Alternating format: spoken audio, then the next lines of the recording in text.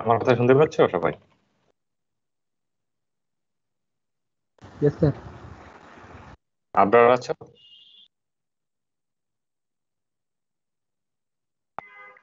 আবরার কি জয়েন করেছো?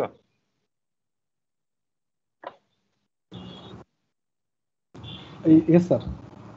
আচ্ছা। আহ তৈরি করতে হবে, ওটা কি শুরু করছো কাজ? আচ্ছা জি স্যার, স্যার ওটা কি স্যার রোল ওয়াইজ করে করে ফেলবো? করে ফেলো, রোল ওয়াইজ জি করে স্যার। করে ফেলে যারা অন্য ব্যাচের আছে তাদেরকে অ্যাড করে দাও, দু একটা গ্রুপে যেগুলো। আর জি স্যার, ওইভাবে করে ফেলেছে। আমি আপনাকে এক্সেল ফাইলটা পাঠিয়ে দেবো। ওকে, ঠিক আছে, ঠিক আছে। তাহলে তারপর আমি তোমাদের জন্য এই প্রবলেমটা আপলোড করে দেবো। সাফিসিয়েন্ট টাইম পাবে, সুতরাং কোনো সমস্যা নেই।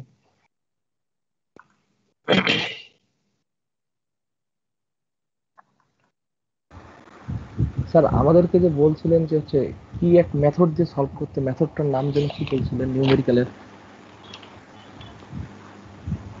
দাঁড়াও দেখি,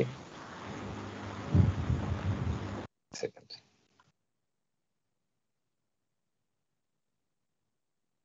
হ্যাঁ, এবার বলো। মানে এটা তো আসলে ক্লাসের অংশ না, সেজন্য এটাকে রেকর্ডিং অফ করে দিলাম। কোন মেথডের কথা বলছিলে?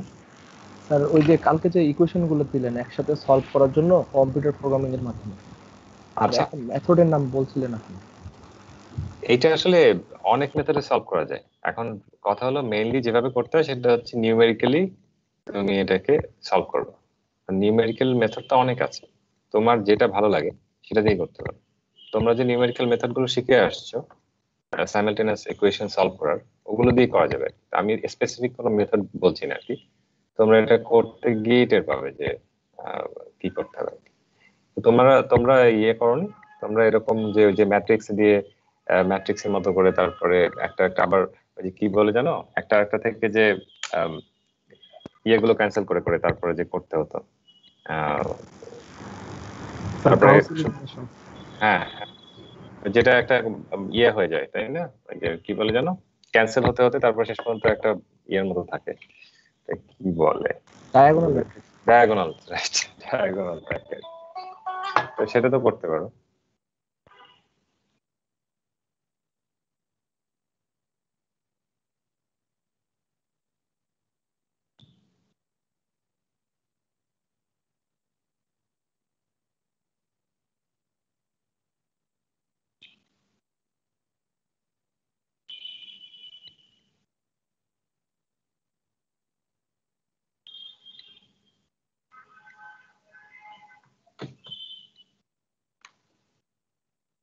ওকে, তাহলে আমরা ইয়েতে চলে যাই। মানে অ্যাডভান্সড অনেক মেথড আছে, তোমাদের জন্য এত বেশি অ্যাডভান্স লাগবে না। তোমরা যে ডায়াগোনাল ভেক্টর তৈরি করে যেভাবে সলভ করতে, বা নিউমেরিক্যালি যেভাবে সিম্পল সলভিং মেথড আছে এটা করতে পারো। এছাড়াও আরো অনেক মেথড আছে, অপটিমাইজেশন করেও করা যায়, যেহেতু এটা একটা মিনিমাইজেশন প্রবলেম। তো সবগুলো মিলিয়ে তারপরে আহ, আহ, যে কোনো মেথডে তোমরা যেতে পারো। ম্যাটল্যাব দিয়ে যদি করো, ম্যাটল্যাবে আসলে অনেক অপশন বেশি কম্পেয়ার টু আদার ইয়ে আর কি। তো ওখানে তো অলরেডি অনেকগুলো টুল বক্স আছে এগুলো সলভ করার, সেগুলো ইউজ করতে পারো তোমাদের যেটাতে আর কি কমফোর্ট ফিল হয়। ওকে, আমি তাহলে শুরু করি।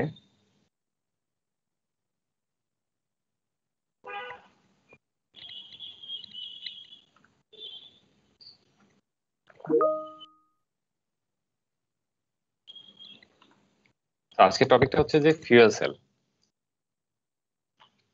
এই ফিউয়েল সেলের ব্যাপারে তোমাদের গতকালকে একটু বলছিলাম, তোমরা কলেজে অলরেডি পড়েছো, এটা বললে এইচএসসি সিলেবাস ছিল। তো হাইড্রোজেন হচ্ছে একদম বেসিক ফুয়েল যেটা, সেটা হাইড্রোজেন ছাড়া অন্য কিছু ফুয়েল দিয়েও কাজ করা যায়। যেমন লিকুইড ফুয়েল, মিথানল হতে পারে, আবার এমনকি কোলও হতে পারে, সলিড ফুয়েল সেল যেটা বলে আর কি। তো এই সব ধরনের ফুয়েল সেলই আসলে বিভিন্ন জায়গায় বিভিন্ন ক্ষেত্রে ডিপেন্ড করে যে কোন জায়গায় কোন ধরনের ফুয়েলের বেশি অ্যাভেলেবিলিটি, সেটার উপর বেস করে কাজ করানো হয়। তবে ইদানিং যেটার খুব ট্রেন্ড যেটা দেখা যাচ্ছে সেটা হচ্ছে যে হাইড্রোজেন দিয়ে করার জন্য। এই জন্য হাইড্রোজেন আসলে যদি রিনিউয়েবল সোর্স থেকে হাইড্রোজেন আসে, তাহলে এটাতে আর কার্বন ফুটপ্রিন্ট থাকবে না, যদি না থাকে তাহলে সেটা থেকে আর ফার্দার কোনো কার্বন প্রডিউস হবে না বলে এটা আমরা ইউজ করতে পারি হচ্ছে ইয়ের জন্য, এনার্জি প্রোডাকশনের জন্য। এবং এটা যে কোনো একটা রিমোট এলাকাতেও প্রডিউস করতে পারো, আবার গাড়িতেও তুমি ইউজ করতে পারো, এটা রিনিউয়েবল ফুয়েল হিসেবে ইউজ করতে পারো। তো এটার জন্য hydrogen is becoming very popular nowadays. আর একটা জিনিস হলো যে এই জিনিসটা ট্রান্সপোর্টেশনের ব্যাপারটা কি হবে, গ্যাসের মতো করে যদি করা যায় তাহলে এটাকেও খুব সহজে ব্যবহারযোগ্য করা যাবে। তো এই জন্য হাইড্রোজেন ফুয়েল সেল খুব ইন্টারেস্টিং হয়ে যাচ্ছে। তোমাদের অ্যাপ্লিকেশন সাইডটা নিয়ে একটু আলোচনা করো, সাথে হচ্ছে একটু থার্মোডাইনামিক্স এর পয়েন্ট অফ ভিউ থেকে দেখা ফিউল সেলটা। তো ফিউল সেলের প্রথম কাজ হচ্ছে যে অ্যানোড আর ক্যাথোড আছে, যেমন একটা সেলে থাকে, তার মাঝখানে একটা ইলেকট্রোলাইটও থাকে। এখন ইলেকট্রোলাইটের ভিতর থেকে তো পাস হবে আয়নটা। তো এখানে আয়নিক ফর্মে নিয়ে যাওয়ার জন্য হাইড্রোজেন থেকে যখন হাইড্রোজেন আয়ন হয়ে গেল, সাথে সাথে সে দুটো ইলেকট্রন ছেড়ে দিবে। সেই ইলেকট্রন গুলো আবার যখন ঘুরে আসবে, সেই সার্কিটটা ক্লোজ করলে তখন সেটা ইলেকট্রিসিটি ফ্লো করলো আর কি। আর এই যে একটা পাশে হচ্ছে হাইড্রোজেন আসলো, অন্য আরেকটা পাশে দেখো কি ঢুকলো, অক্সিজেন, তাই না? এখান থেকে অক্সিজেন ঢুকলো। তো অক্সিজেন ঢুকলো, অক্সিজেন ঢুকে এই হাইড্রোজেনের সাথে রিয়েক্ট করে পানি তৈরি করলো।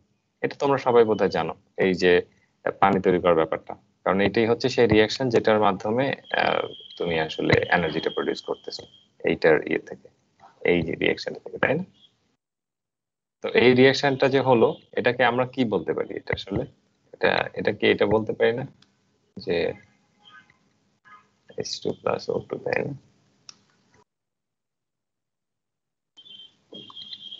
হাফ তো হবে না, এটা কি হবে? H2O, তাই তো? তো এটা তার মানে হচ্ছে যে হাইড্রোজেনের কম্বাসন রিয়াকশন। কিন্তু নর্মালি যেভাবে কম্বাসন হয় আমরা সেভাবে করবো না। আমরা এটা এমন ভাবে করতেছি, কম্বাসনটা হবে হচ্ছে একদম লো টেম্পারেচার, কিছুটা বায়োলজিক্যাল রিয়াকশনের মতো। বায়োলজিক্যাল রিয়াকশন লো টেম্পারেচারে হয়, হাই টেম্পারেচারে হয় থার্মাল রিয়াকশন গুলো। তো এই জিনিসটা ঠিক সেভাবেই এটাকে আমি একদম রুম টেম্পারেচারে এই রিয়াকশনটা করব। এটি হচ্ছে ফিউল সেলের অবজেক্টিভ, যে আমি রুম টেম্পারেচারে কম্বাসনটা করে এটা থেকে আমি কাজে লাগিয়ে ইলেকট্রিসিটি নিয়ে আসছি।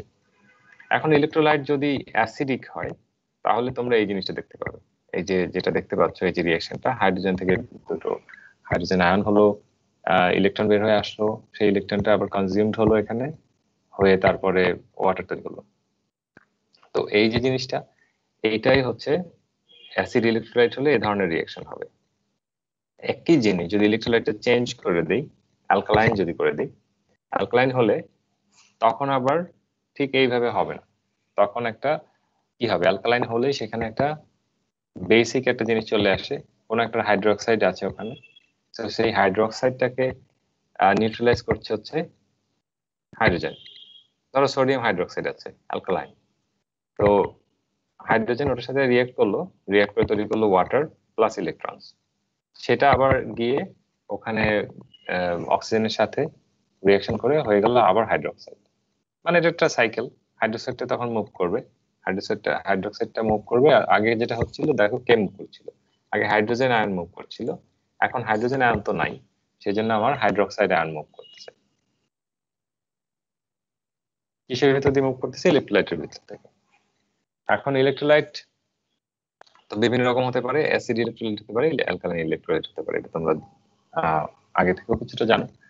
সেই সাথে রিসেন্টলি যেটা করে ইদানিং হচ্ছে একটা অ্যাসিড ইলেকট্রোলাইট ইউজ করে, সেটা হচ্ছে সলিড একটা মেমব্রেন, সেটাকে বলে প্রোটন এক্সচেঞ্জ মেমব্রেন। তো ওটাকে ঠিক এটা যে ইলেকট্রোলাইটটাকে যদি চিন্তা করো, এটা একটা মেমব্রেন, তো তাহলে এটা যদি সলিড হয় এবং ঠিক এক্স্যাক্টলি ইলেকট্রোলাইটের মতো কাজ করে, তখন এটাকে পিএম বলা যায়, প্রোটন এক্সচেঞ্জ মেমব্রেন।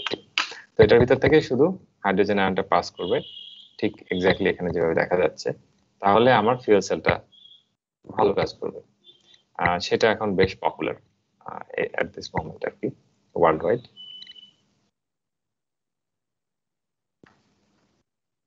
তাহলে এখানে তোমাদের জন্য একটা স্টেটমেন্ট আমি তোমাদের জন্য লিখেছি, তোমাদের বই থেকেই লেখা। তো বইয়ের থেকে যেটা আমি নিয়েছি তোমাদের সাথে যেটা ডিসকাস করতে চাই, সেটা হচ্ছে এইটা যে কোনো ইনিশিয়াল চার্জ লাগে না এই কথাটাই তোমাদের বলতে চাচ্ছি সোজা কথা। সো ইনিশিয়াল চার্জ অন্য ব্যাটারির ক্ষেত্রে লাগে এবং সেটা একসময় শেষ হয়ে যায়। শেষ হয়ে গেলে কোনো ব্যাটারি ফেলে দিতে হয়, কোনো ব্যাটারি রিচার্জ করতে হয়। এই ক্ষেত্রে কন্টিনিউয়াস ফ্লো অফ ফিউল থাকার কারণে এটাতে কোনো ইনিশিয়াল চার্জ বা কোনো চার্জিং এর কোনো ব্যাপার নাই। আচ্ছা, আর এইটা হচ্ছে অ্যাসিডিক হলে এই ব্যাপারটা ঘটছে, এই রিয়াকশনটা হচ্ছে, এটা তোমাদের ফিগারে আমি দেখালাম, তো সেটাই আবার এখানে লেখা। আর যদি কিনা অ্যালকালাইন হয় তাহলে সেক্ষেত্রে এই ধরনের রিয়াকশনটা হচ্ছে। সো এবার আমরা একটু ইয়েতে আসি, কি বলে থার্মোডাইনামিক পয়েন্ট অফ ভিউ থেকে এটাকে দেখব। তো এই ক্ষেত্রে যেহেতু একটা ইলেকট্রিক ওয়ার্ক হচ্ছে, যেহেতু ইলেকট্রনের মুভমেন্ট হচ্ছে এবং সেটাতে আমি ইলেকট্রিসিটি পাচ্ছি, তাহলে সেই ইলেকট্রনের যে মুভমেন্ট সেটাকে আমি ধরে নিচ্ছি যে ওয়ার্ক ইন দিস কেস। আর ডেল এইচ আর কিউর রিলেশনটা তো আগে থেকে জানা আছে, শুধু ওয়ার্কটা হচ্ছে ইলেকট্রিক্যাল। তো সেক্ষেত্রে ডেল এইচ সমান সমান কিউ প্লাস ডব্লিউ ইলেকট্রিক্যাল, এটা তো আমরা লিখতে পারি নাকি? জি স্যার। বেশ, এবার আমাদের সেই এন্ট্রপির সেই ফর্মুলাতে চলে যাই। সেটা হচ্ছে কিউ সমান সমান টি ডেল এস, এবং টি ডেল এস হয়ে গেল, বসিয়ে দিলাম del S equals to T del S plus W electrical হয়ে গেল। এখন আমি অনেকটা ভেঙে ফেলেছি রিলেশনটা। এখন ফার্দার যদি আরেকটু ইয়ে করি, আরেকটু ব্রেকডাউন করলে যেটা পাবো সেটা হচ্ছে যে ডব্লিউ ইলেকট্রিক্যাল তার মানে ডেল এইচ মাইনাস টি ডেল এস। এটাকে জাস্ট রিঅ্যারেঞ্জ করলাম, তাই না? এই জায়গাটা থেকে এই জায়গাটা থেকে রিঅ্যারেঞ্জ করে নিয়ে আসলাম। সেটাকে আমি বাই ডেফিনিশন বলতে পারি এটা তো ডেল জি, তাই না? ডেল জি সমান সমান ডেল এইচ মাইনাস টি ডেল এস না? জি স্যার। হ্যাঁ, তাহলে এটা তো খুব সহজ ডেরিভেশনে চলে আসলাম আমরা। আর heat transfer to the surroundings কে আমরা কি বলতে পারি? সেটা তো বলতে পারি হচ্ছে কিউ সমান সমান ডেল এইচ মাইনাস ডেল জি। এইটুকু পর্যন্ত যদি আমরা বুঝে থাকি, এরপর পার্টটা আরো সহজ। কারণ হচ্ছে যে আমরা জানি যে আসলে চার্জ কতটুকু যাবে, সেটা হচ্ছে আসলে কিউ সমান সমান 2na, আর হচ্ছে ইলেকট্রন যতগুলো গেল। তো এখন na হচ্ছে অ্যাভোগাড্রো নাম্বার। অ্যাভোগাড্রো নাম্বার কি জিনিস তোমরা জানো। এটার সাথে যখন ইলেকট্রনের ইয়েটা গুণ দিতে হয় এই চার্জটা, তখন সেটা হয়ে যায় ফ্যারাডেস কনস্ট্যান্ট। ফ্যারাডেস কনস্ট্যান্টের কত ভ্যালু?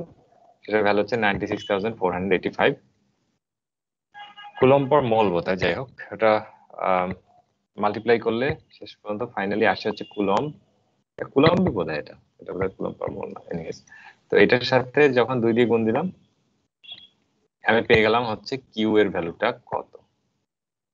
বেশ, এখন আবার কিউ এর সাথে ডব্লিউ ইলেকট্রিক্যালের একটা তো রিলেশন লাগবে, তাই না? মানে একটা তো হচ্ছে এই বড় কিউ, সেটা তো আমার হিট, আরেকটা হচ্ছে যেটা ক্যাপিটাল কিউ, আর যেটা স্মল কিউ সেটা হচ্ছে আমার চার্জ। আর এটার সাথে সম্পর্ক হচ্ছে এই ইলেকট্রিক্যালের।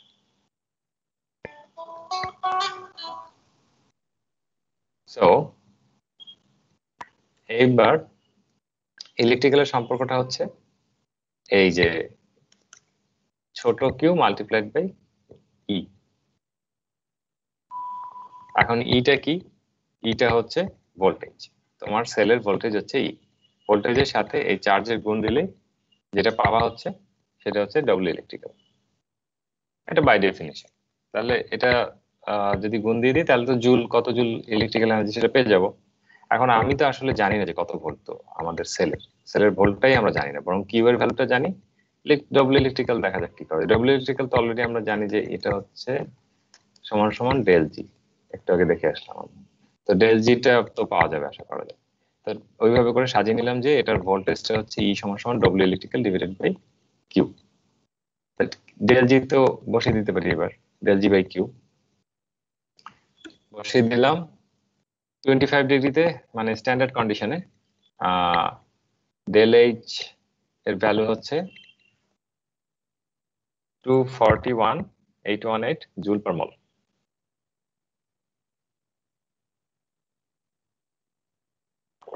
আর ডেল জির ভ্যালু হচ্ছে 228,572 জুল পার মল। এটা আমি তোমাদের দিয়ে দিলাম। এখন তাহলে তোমাদের মেজর এখন স্টেপটা হওয়া উচিত যে ডেল জি আর ডব্লিউ ইলেকট্রিক্যাল তো সমান, তাহলে ডব্লিউ ইলেকট্রিক্যালে তুমি ডেল জির ভ্যালুটা বসিয়ে দাও। বসিয়ে দিলে তুমি পেয়ে গেলে ডব্লিউ ইলেকট্রিক্যাল হচ্ছে 572 জুল পার মোল। এখন এটা যখন তোমরা পেয়ে গেলা, আর কিউ এর ভ্যালু হচ্ছে ডেল জি, ডেল এইচ আর del G difference, del H minus del G যেটা কিউ সেটা পেয়ে গেলাম। আর হচ্ছে ইটা হচ্ছে কি ডব্লিউ,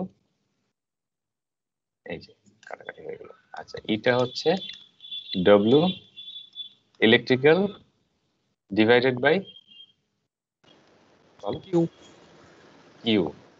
তাহলে ডব্লিউ ইলেকট্রিক্যাল হচ্ছে 228, আমি আর মাইনাসটাকে লিখছি না, 228 ডিভাইডেড, এটা ডিভাইডেড হবে কত, 192 সামথিং বোধ হয়, 192, ভুলে গেছি কত নাম্বার, 192,976 এইটা আসে হচ্ছে 1.184 ভোল্ট। তার মানে শুধুমাত্র আমার দরকার হচ্ছে, দেখো চার্জের ভ্যালু তো সবসময় এটাই থাকবে তাই না, অ্যাভোগাড্রো নাম্বার তো চেঞ্জ হবে না, তাহলে ওইটা থাকলো, শুধু তোমার দরকার হচ্ছে শুধু ডেল জির ভ্যালু আর ডেল এইচ এর ভ্যালু, এই প্রবলেমটা করার জন্য বাকি সব তুমি পেয়ে যাচ্ছ। সেই দুটো জিনিস দিয়ে তুমি বের করে নিতে পারছো যে আসলে তোমার এটা থেকে কি পরিমাণ ভোল্টেজ তুমি জেনারেট করতে পারো। আর এটাই তোমার দরকার ছিল, কারণ এই ভোল্টেজটা কত হলে তুমি পরে ক্যালকুলেট করতে পারবা কি পরিমাণ ইলেকট্রিসিটি তুমি দিতে পারবা এইটার জন্য। এখন আমি তোমাদের কাছে যেটা আসলে প্রশ্ন রাখতে চাই, সেটা তোমাদের বইতেও আছে কিন্তু তোমাদের এটা দেখতে হবে, সেটা হলো যে এটা 25 ডিগ্রিতে করলাম, এখন যদি এই রিঅ্যাকশনটা 60 ডিগ্রিতে হয়, সেক্ষেত্রে ভোল্টেজটা চেঞ্জ কতটুকু হবে, মানে আদৌ কোনো চেঞ্জ হবে কিনা বা কোনো মেজর চেঞ্জ আছে কিনা সেটা। আর একটা ব্যাপার হলো, এখানে তো আমি পিওর অক্সিজেন দিয়ে সেলটাকে কাজ করাচ্ছি তাই না, এখানে যদি এয়ার দিয়ে দিই তাতে কোনো চেঞ্জ আসবে কিনা। কারণ হচ্ছে এয়ারটা হচ্ছে আমার পছন্দের জিনিস, যদি আমি অক্সিজেন দিতে হয় তাহলে আমাকে এয়ার সেপারেশন করতে হবে, সেই এয়ার সেপারেশন করে তারপরে অক্সিজেনটা ইউজ করতে হবে তাই না। কিন্তু এক্ষেত্রে আমি যদি পিওর এয়ার দিতে পারি তাহলে আমার কস্ট কমে যায়।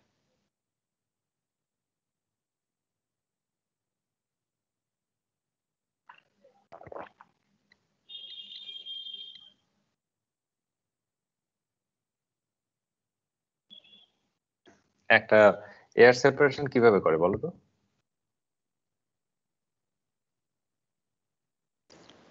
লিকুইফ্যাকশন করে। লিকুইফ্যাকশন করে, রাইট। তো লিকুইফ্যাকশন করার জন্য তো অনেক এনার্জি দিতে হয়, অনেক কুলিং এনার্জি দিতে হয়। তোমরা আসলে লিকুইফ্যাকশন অলরেডি দেখেছো, তো এটা যে পরিমাণ এনার্জি দিতে হয় সেই এনার্জি তো আমরা দিতে চাই না। আমরা তো ফিউয়েল সেলের ইউজটাকে যদি চিপ রাখতে হয় তাহলে আমাকে এয়ার দিয়ে করতে হবে, তাহলে এয়ার যদি দেওয়া হয় নাইট্রোজেনের একটা অ্যাডিশনাল কন্ট্রিবিউশন থাকবে, সেটার কারণে কোনো এফেক্ট হবে কিনা এটা একটা প্রশ্ন থাকছে।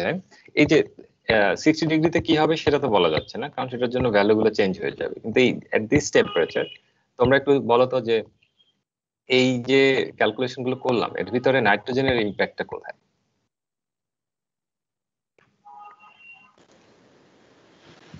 স্যার ওটা তো ইনার্ট, ওটার কোনো ইম্প্যাক্ট নেই, জাস্ট ফুয়েল সেলের আয়তনটা একটু বড় হইতে হবে আর কি। তোমার কথাই মোটামুটি ঠিক আছে, সামান্য একটু চেঞ্জ আসলে বা আসতে পারে, সেটা হচ্ছে পার্শিয়াল প্রেসারে যে একটু চেঞ্জ আসবে অক্সিজেনের। এছাড়া এইখানে ইকুয়েশনে কিন্তু সেরকম কোনো ভ্যারিয়েশন হবে না, বরং টেম্পারেচারের কারণে সামান্য একটু চেঞ্জ আসতে পারে, সেটা তোমরা ক্যালকুলেশনটা করতে হবে তাই না, একটু 60 ডিগ্রিতে ডেল এইচ আর ডেল জির ভ্যালু দিয়ে তারপরে দেখতে হবে, কিন্তু calculation is very very simple. তো এই জিনিসই হাইড্রোজেন ছাড়া অন্য জিনিস দিয়েও করা যায়, but hydrogen is the most elegant fuel for fuel cell. এটা ছাড়া অন্য যেগুলো করতে যাবো সেখানেই কিছু না কিছু অ্যাডিশনাল ঝামেলা থাকে। তো যেমন ধরো তোমাদের একটা উদাহরণ দিই, যদি সলিড ফিউয়েল সেল হয়, সলিড ফিউয়েল সেলে কন্টিনিউয়াসলি তুমি সলিড কিভাবে ফিড করবা?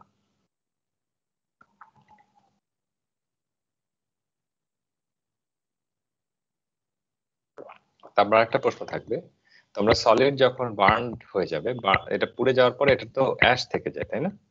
ধরো তুমি কোল বেসড ফুয়েল সেল বানাচ্ছ, কোল ফিড করতেছো একটা ফিউল সেলে, ওটার অ্যাশ আছে, সেই অ্যাশটা নিচে পড়ে থাকতে পারে তাই না, অ্যাশটা রিমুভ করবা কিভাবে?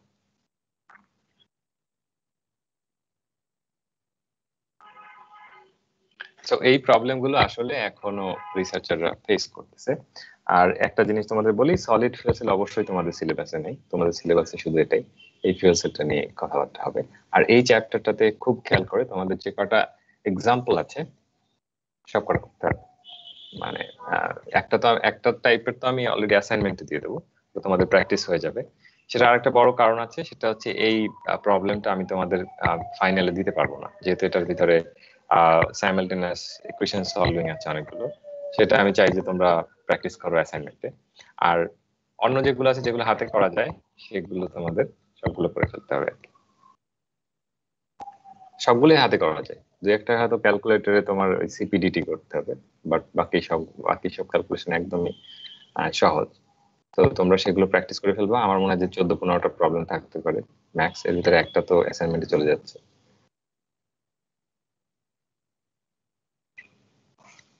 এখন আর একটা প্রশ্ন তোমাদের কাছে আমি করব, সেটা হচ্ছে how much heat is converted to work, electrical work in this case, বলতে পারবা?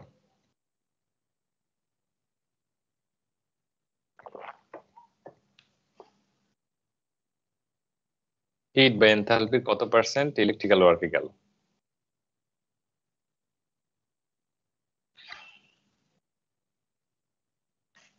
Sir 0 maybe. বলো কি, মানে স্যার এনথালপি ডেল এইচ আর ডেল জি সেম দেখলাম মেবি। ডেল এস আর ডেল জি সেম দেখছো? আমি তো ইলেকট্রিক্যাল ওয়ার্কের কথা বলতেছি। ডেল জি আর ডব্লিউ ইলেকট্রিক্যাল সেম, ডেল জির যে পুরোটাই তো ডব্লিউ ইলেকট্রিক্যাল হয়ে গেল। এই যে এই পুরোটাই তো ডব্লিউ ইলেকট্রিক্যালে কনভার্ট হয়ে গেছে নাকি? ডেল জি আর ডব্লিউ ইলেকট্রিক্যাল সেম না? জি স্যার, আমি তাহলে চিন্তা করছি ডেল জি আর ডেল এইচটা সেম এই জন্য। আচ্ছা, এফিসিয়েন্সি দেখো তাহলে W electrical divided by del H নাকি? তাহলে ডব্লিউ ইলেকট্রিক্যাল হচ্ছে 228 লিখলাম, অত বড় লিখলাম না। আর ডেল এইচ হচ্ছে 241। বন্ধু 100 দিয়ে, এবার 100 দিয়ে মাল্টিপ্লাই করলে কত আসে আমাকে একটু বলো ক্যালকুলেট করে। স্যার 94.61। 94.61%। তাহলে এফিসিয়েন্সি ওয়াইজ কিন্তু এটা খুব একটা এফিসিয়েন্ট সিস্টেম, এটা কি বলা যায়? জি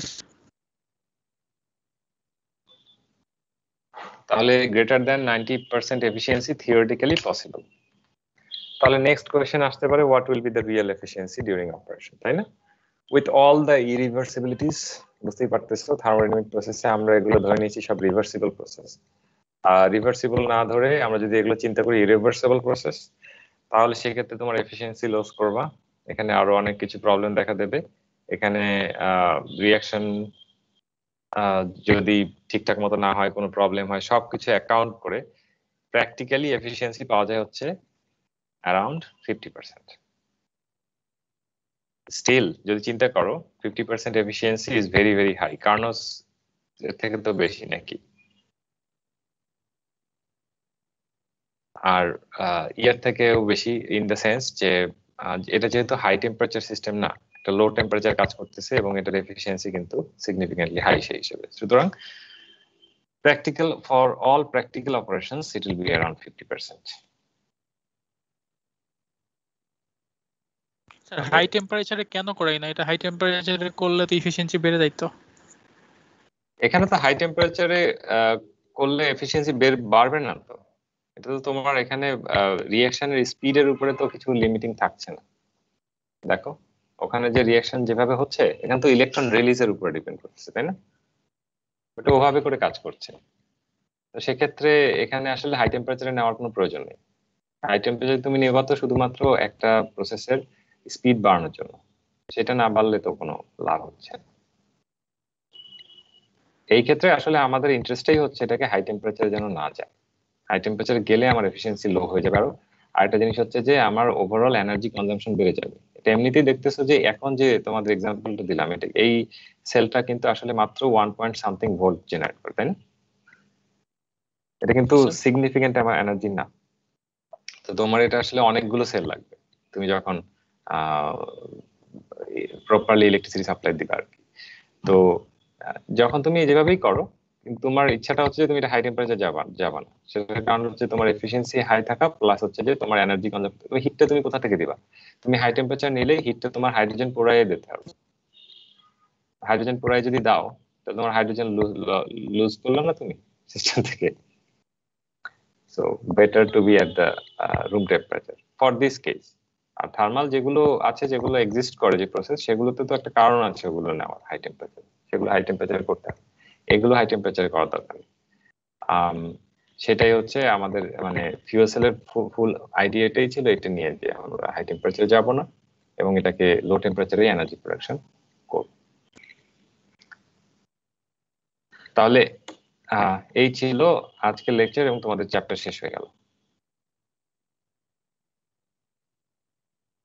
আজকে যে লেকচারটা আছে এটার যে লেকচার নোট বা লেকচার স্লাইড যেটা, এটা আমি আপলোড করে দেবো, আজকে আপলোড করে দেবো, তোমরা সব পেয়ে গেলে।